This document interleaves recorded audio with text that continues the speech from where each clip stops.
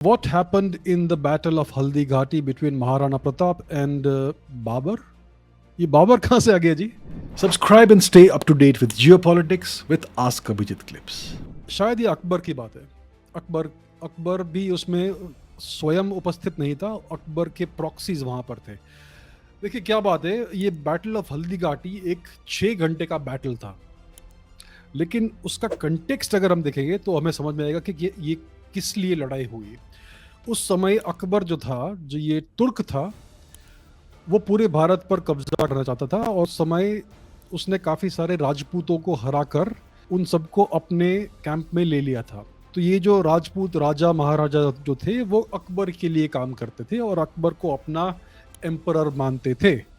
अब महाराणा प्रताप जो थे, उन्होंने अकबर को अपना एम्परर या अपना महाराज मानने से मना किया। उन्होंने कहा कि मैं हमेशा इंडिपेंडेंट रहूँगा, मेरे ऊपर किसी का वो नहीं होगा, रूल नहीं होगा। तो ये अकबर के एक्सपांशन प्लान्स के लिए एक प्रॉब्लम हो गया। तो अकबर ने क्या किया कि उसने कुछ राजपूतों को डिस्पैच किया महाराणा प्रताप को या तो मारने के लिए या फिर उनको हराने के लिए, ताकि उनका जो टेरिटरी है वो अकबर अपने टेरिटरी में ले सके।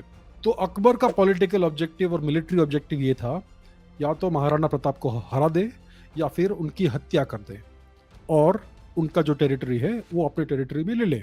और महाराणा प्रताप का जो पॉलिटिकल और मिलिट्री ऑब्जेक्टिव था कि अकबर को जीतने से रोके और खुद इंडिपेंडेंट रहे। ये दो अलग अलग ऑब्जेक्टिव्स थे, ओपोजिंग ऑब्जेक्टिव्स। अब बैटल ऑफ हल्दी घाटी कुछ 6 घंटे की बैटल थी, 6-7 घंटे की, एक ही दिन की बात है। और हिस्टोरियंस अग्री नहीं कर पा रहे हैं कि कौन जीता। कुछ लोग बोलते हैं कि अकबर जीत गया, कुछ लोग बोलते हैं कि ये ड्रॉ हुआ, कोई नहीं जीता। तो हम कैसे डिसाइड करें कि क्या हुआ? कैसे डिसाइड करें? बहुत सिंपल है कि कौन अपने ऑब्जेक्टिव में सक्षम हुआ। क्या अकबर ने महाराणा प्रताप की आर्मी को डिस्ट्रॉय कर दिया? क्या अकबर ने महाराणा प्रताप को सरेंडर करवाया? क्या अकबर ने महाराणा प्रताप की हत्या कर दी? नहीं, ये सब चीज़ें वो नहीं कर पाया। और महाराणा प्रताप इस बैटल के बाद भी इंडिपेंडेंट ही रहे।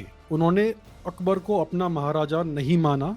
महाराणा प्रताप को अकबर फोर्स नहीं कर पाया कि वो अकबर को अपना महाराजा माने और अपनी टेरिटरी को अकबर के हवाले कर दे। तो अगर हम इन दो अलग अलग ऑब्जेक्टिव्स की बात करेंगे तो महाराणा प्रताप का जो ऑब्जेक्टिव था वो उन्होंने अकम्प्लिश किया और अकबर का जो ऑब्जेक्टिव था उसमें अकबर नाकामयाब हुआ।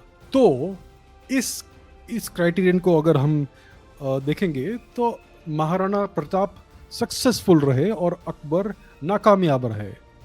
तो मेरा मानना बिल्कुल मेरा जो एनालिसिस है बहुत क्लियर है कि इस बैटल का आउटकम महाराणा प्रताप के फेवर में रहा, ना कि अकबर या ये मुगल्स के फेवर में।